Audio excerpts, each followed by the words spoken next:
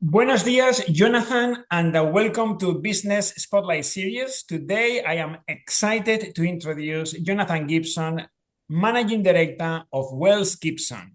Welcome, Jonathan. Thank you. Thank you, Javier. Lovely to be here. Likewise.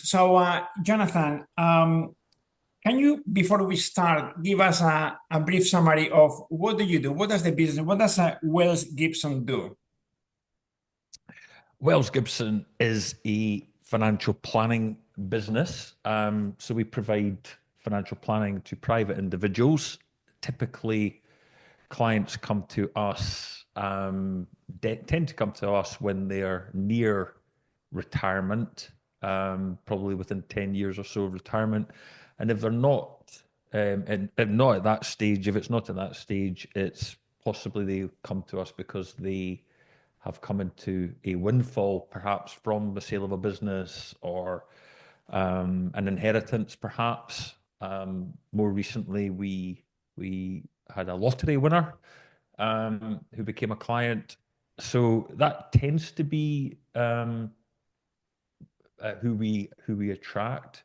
And I suppose by financial planning, the mission of the business is to bring clarity, contentment, and certainty to the financial lives of our clients. So, um, by clarity, we mean helping clients to visualize what their financial future looks like, helping them to be prepared for life's many transitions, namely things like retirement or later life. Um, by contentment, what we mean by contentment is helping clients to feel less anxious about tomorrow. As you know, money and finances and financial futures can bring anxiety to people's lives. So we hope that what we do, um, if it doesn't remove anxiety, we certainly hope anxiety levels are reduced. Um, and then the sense of certainty, by that, what we mean is helping clients to secure all that they value, and that will mean different things for different people. Everyone has a lifestyle that they enjoy, or they have certain goals they want to fulfill and achieve. So that's certainly our why we exist, is to bring clarity, contentment, and certainty to the financial lives of our clients. But I think as a business, we believe that real wealth is about much more than money and possessions, as you can see on the wall behind me, and in fact, we would probably go further to to say that we believe real wealth is living a fulfilled and meaningful life. And again, that will mean different things for different people. And all we're really trying to help our clients do is live the life that is important to them without the fear of running out of money. And it just happens to be our job, and as part of that process, is to help clients to define what's important to them, and ensure that the money that they have accumulated in their life is working for them and not against them. So that's uh, hopefully that helps to explain what we do as a business. But we're a small boutique business, in terms of the service we provide, but with big responsibility. Brilliant. It's that was very well summed up, and wow, I have to say I'm very impressed. Thank Um, Now, you mentioned somebody, one of your clients said they won the lottery, and that's interesting because I think I heard a while ago that lottery winners, the ones that, particularly the ones that hit the jackpot and they get millions, none one of them have it's all a wreckage, they don't know how to handle the money. And they end up poorer than before they got the money. So it's interesting to know, that people like you can actually help, and you've transmitted some values there when you talk about the clarity, contentment, certainty, real wealth, being more than just possessions and money. So that's very interesting. Yeah. Yeah, thank you. Yeah, I think that it's interesting because we don't, I think most clients when they come to us, they will. In fact, I've just put a post on LinkedIn about this that actually people will come to us. They're 10 years out of from retirement, and they've accumulated pensions here and pensions there. They're possibly contributing to a pension, but they'll have this basket of different pensions and possible policies or an investment bond that they haven't looked at for years, and they've maybe put money into a stocks and shares ISA with a certain provider, and but they can't make sense of it. They want to feel better organized. Yeah. They want to understand what does this actually mean in terms of my retirement plan. Is this enough? Have we enough to retire? And if not, what do we need to do to be able to retire comfortably? Or when can we retire? So yeah, it's often clients will come with an idea. They'll say, I need to speak to a financial advisor, but it's really only when they come to speak with us that we um, get them to start thinking about their financial future and find out what's important to them in their life, who's important to them in their life, what do they enjoy doing when they're not working, and that's what excites us. What we're motivated by is helping clients live the life that's important to them, Yeah. and it just happens to be that what we believe we're good at is financial organization, Yes. sensible investing, and giving clients a roadmap as such. I love it. Financial organization, because you mentioned many people have a scattered approach to managing their financials, wealth creation. And I was playing golf a couple of weeks ago with a guy who was in his early 60s, and hasn't really thought about, he's going to retire within the next 3 5 years. He's got equity in the business. He hasn't really given it much thought because he's working in the business day in, day out. And I talked about this, and I said, "And do you have a financial advisor?" And he says, "Yes." I says, "Don't you talk about these things with?" I was amazed. There are people out there with financial advisors, and they don't have these conversations. Yeah, yeah, that's it. Yeah, Unbelievable. absolutely. And I think, well, I think the challenge is that I operate in a sector that sadly there are probably too many financial advisors and too many perhaps financial planning firms that are still focused on the money Yes. and focused on the arranging of or selling a financial product or investment, and they pay very little regard to um, the client's life and their lifestyle and who's important to them in their life and Yes. what's important to them in their life, and what books do they enjoy reading, or where they like to go on their holidays, and that all the good Yes. stuff. And I think that thankfully there's a good number of financial planners in the UK Enough of you. Yeah. that I would say do a great job, but sadly there are too many people who in the UK where their experience of financial advice is one that leaves a bit to be desired. So, But that happens in many industries. There are yeah, many people who are in there for the money, and they don't think about their clients, what they need, yeah, and sometimes they oversell and stuff like that.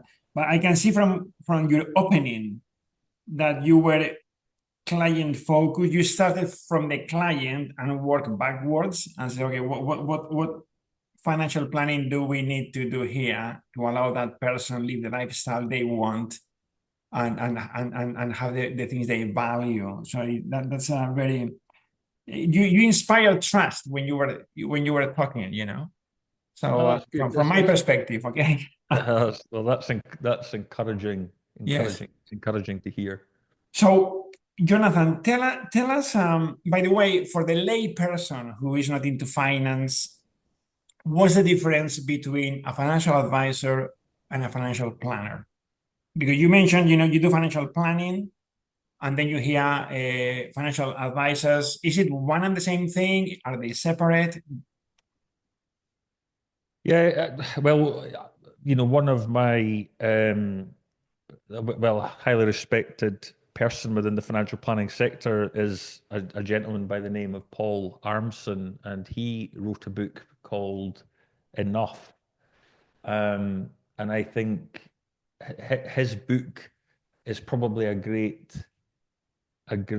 introduction to anyone wanting to understand what a financial planner is. And I think yeah, I mean, I like to think of and what Paul would say, and I would agree with this, is that a financial planner wears three hats, and the three hats he wears. The first hat is the life planning hat, and that's where you're putting the client's life at the very center of your conversation with them, and you're using that conversation to determine who's important to the client and what's important to the client. So who in their life is important to them and what is important to them in their life, whether that be holidays, breaks away, playing golf, whatever that could be, interests and books and all that type of thing. And that's very much the life planning, the the interesting bit. The financial planner hat, I suppose, is where you take all of that information and create a plan. And most financial planners will be using um, software, financial forecasting software, what we call it, and and it's that I suppose starts to reveal um, where the client potentially needs, there needs to be some solution or strategy, if you like, and it might be cash flow related, it could be um, risk management related, life assurance, that type of thing. It could be debt management related. It could be tax related, investment related, legacy planning, or potentially philanthropy. So I think so you start with the life planner hat to get to know the client. The financial planner hat is where you're using your expertise and technical knowledge and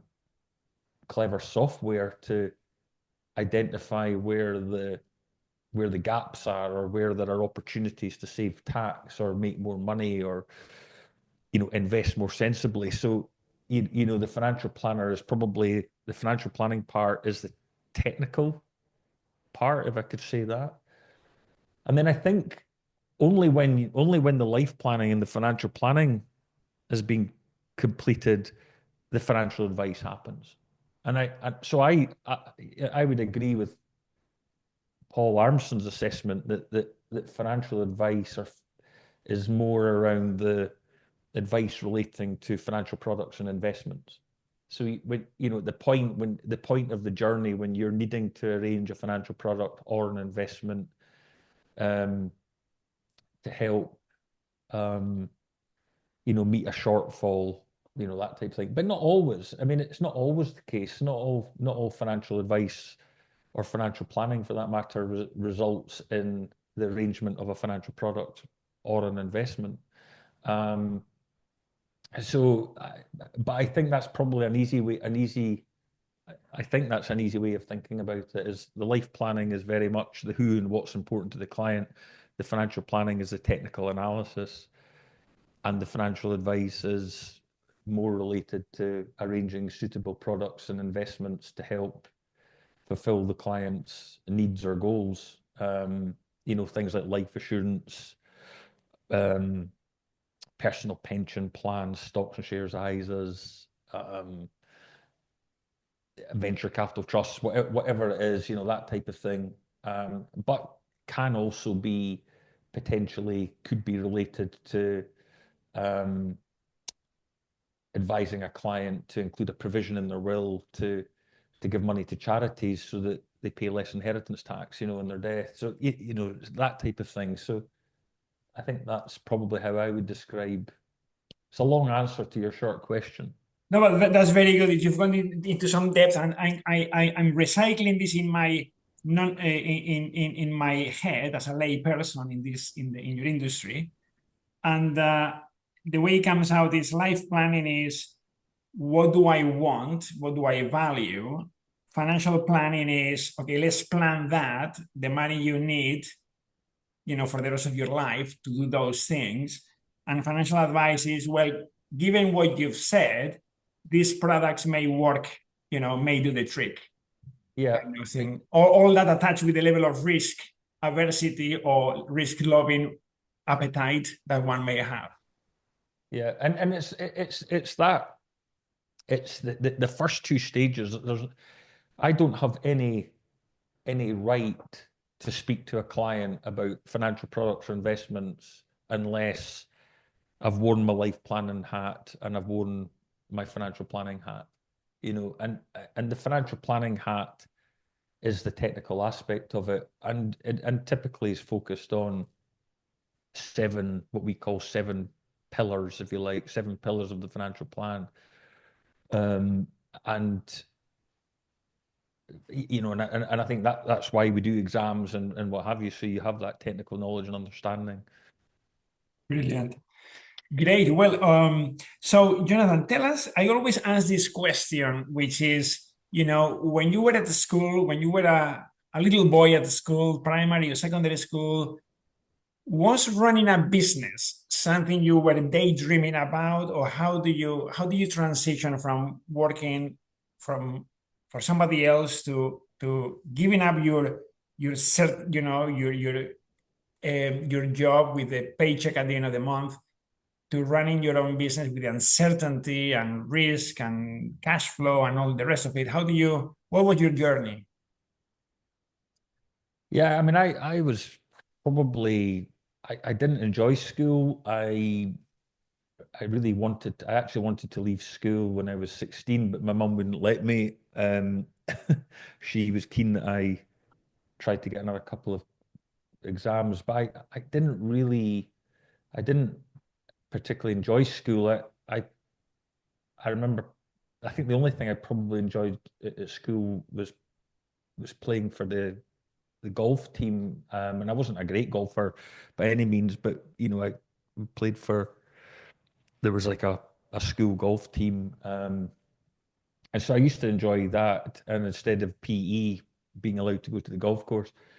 Having said all of that, I do remember liking aspects of economics. I mean, and particularly I remember when we were asked to pick the shares of four companies and follow them over the school year, follow the share price over that year. And and I remember being introduced early on at school, maybe third year, I think I was, when we did economics, so maybe 15-year-old, and hearing terms like price earnings ratio and dividend yield and things like And you, that. you got attracted to that, did you? There was something about the stock market there was something in it I found interesting. And I don't know, my dad was an insurance manager for a large insurance company. And so I knew that he bought and sold shares, and he would tell me how his shares were doing. And I remember asking my dad, right, what were the four shares that I should buy or follow, sorry. And the shares that I followed, there was Bank of Scotland, um, BP, Unilever, and Marks and Spencers. I think that was I think BP was in there. Um, Anyway, so we picked the shares of the four companies. Bank of Scotland were definitely there. Marks and Spencers were definitely there. Unilever was definitely there. So I remember picking the shares of these four companies and being attracted to that. And at that time at school, I also remember having to complete in the old days with these massive computers, and we were all encouraged to complete this online type of psychometric type um, questionnaire, if you like. and there was no right or wrong. But what this thing would do is come out with a profile with suggested jobs, and I remember that revealing that I would probably be suited to the financial world. Yes. I didn't know in what So capacity, you, but you that was got the first insights into yeah, which direction you might be going. And- exactly, and I think that led to I think that led to then leaving school, and I went to college and I did a national certificate in business studies. But Okay. after the first year, I did the second year, the higher national certificate in business studies, but I really hated it. I hated exams. I Yes. just hated studying. I Most was people do. it was probably quite immature and didn't Yes. have the concentration. And plus, I probably just, So did you wanted did to you be, finish college? I just wanted to be on the golf course. So I remember leaving college when I was 18. And then I went off to America and did Camp America Okay. and spent 3 months in the US. I came home, was unemployed, and and then I got an interview with Royal Bank of Scotland. Okay. So I fancied the bank. I thought oh, a chance to get into the bank, Yeah. and I was declined that job. I wasn't successful. My interview, I didn't get the job, and then about 2 or 3 weeks later, I got another letter um, telling me that they'd changed their decision, and and there was a position for me in the bank, It was the and Royal and Bank of Scotland or Bank of Scotland? the Royal Bank of Royal. Scotland, and Yeah. that had actually come around because of my granddad. My granddad knew somebody quite high up in the bank, so um, I think he influenced that. So anyway, I ended up in the bank. And so my granddad's called James Wells Gibson, and that's where my company name comes from, was Wells Gibson. So, um, and then of course later on, my father, who was Terry Wells Gibson, he introduced me to the insurance company which he worked for. So you So moved to insurance. I was so that was my road into Yes. financial planning, I guess. It started off in the bank, and I was in the bank for 3 years, and then I ended up working for an insurance company called Britannic Assurance, Uh-huh. and that was my introduction to the world of financial products like endowment plans and investment bonds, unit trusts, personal pension plans, and um, products like FSAVCs, freestanding additional voluntary contribution plans, and all those sort of wild and wonderful things. So that was my introduction to the world of financial services, but it was very much a sales orientated role. That So um, take us to Jonathan to the point where you started considering running a business. Do you feel ready for it to take the plunge? How did that come about? yeah, so 2001, in 2001, just before I was to be married, I'd be 32-year-old or so, and I was made redundant. And the whole of the, I saw a whole lot of, you know, um, agents or financial advisors from Britannic, as they were called in 2001, um, moving from, the Britannic opened their doors and the IFA sector opened their doors, so that loads of these tied salespeople became independent financial advisors. Yeah. And um, and I, I didn't. I actually went and ended up working for um, a network that looked after independent financial advisors, and that was probably the starting point for me starting to think about financial planning or becoming an IFA. So for 2 years, I was working for this network and I was providing training and compliance services to a number of IFAs throughout Scotland. And I thought I want to do that. There was something about the autonomy, having your own business, that really appealed to me. And I was in an environment where I was learning a lot about products that I hadn't been familiar with. Working for an insurance company, there was a lot of financial products So that what year when did you become an IFA really on your own right? so what happened? So the journey into wanting to go on my own, if you like, or have a financial advisor company, probably started when I worked in that network.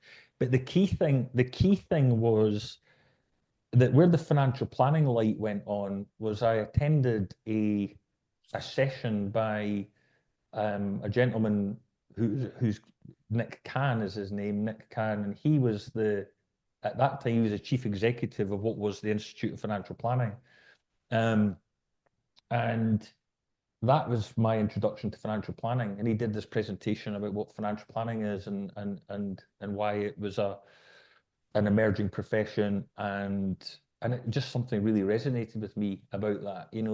That sense where actually clients would pay a fee for a financial plan rather than you earning commission from selling a financial product or an investment. And so that happened probably about 2002, I think that happened. And then in 2004, I decided to go on my own. Brilliant. And how has the journey been since then? Is now that what 20, 21 years? Have things pan out the way you envisaged back in 2004? Yeah, it's been hugely rewarding. You meet some wonderful people in the financial planning profession. It's certainly the community that I want to belong to. From a business perspective, lots of experience along the way. So in 2005, myself and another chap locally to me, we ended up establishing a joint venture company with a firm of accountants, um, and and that led to a second joint venture with another firm of accountants in 2010, 2011 that was launched. Um, so Wells Gibson's about 9 year old now. So, for probably um, for over the last 20 years, I spent 10 years or so involved with two firms of accountants, and the last 10 years, um, I've been on my own, and I think you learn so much from in life. There's a learning experience in all of these stages in life, but I think working with the two firms of accountants certainly, um, I think two things gave you were introduced to a higher net worth of client Yes, through the accountants, and and then there was also the business acumen, the business yes. experience from working alongside the firms of accountants. I think both of those factors were probably the perfect foundation for me establishing Wells Gibson, on my own. It was a perfect foundation to go from, being in the bank, being in what was essentially an insurance company selling financial products and investments, seeing the wrong side of financial services, if you like, um, to to then be in business with two firms of accountants. I mean, it feels all of that certainly played a part in um, shaping what who I am as a person and what Wells Yes. Gibson is as a business. So, can you tell us what's one of the biggest challenges that you had to face in building a business? Ah, goodness, where do you start? It's not, for me, it isn't. I've always been pretty clear. I enjoy the things like thinking about your vision and your mission and your service proposition and what have you. That seems to be the easy part of this. Um, I think getting clients isn't necessarily. I used to think, getting clients would be the hard, but it's getting the right clients. Mm. is challenging, I think. Um, and so, we're not going to be the right business for everyone. Um, and not every client's the right client for us. So it's, I think, getting the right clients is takes a lot of time to think about, what are the Yes. characteristics of your ideal client. Um, and it's not always about money, it's not about how much money they have to invest. It's yes, you want to be, it has to be economical for the client. You want to, if they're going to engage in your services, you want to make a difference to their financial life. So what does it look like, the ideal client for a Well Gibson? What's the ideal client, the right fit? Um, that's a good question. So we've certainly the right clients for Wells Gibson do tend to come to us when they're near retirement. They're family orientated. Um, they they probably enjoy skiing in January, February. They like their city breaks, um, eating out, that type of thing. Um, I think there's probably a wholesomeness. They're not materialistic. I don't think we have a materialistic client.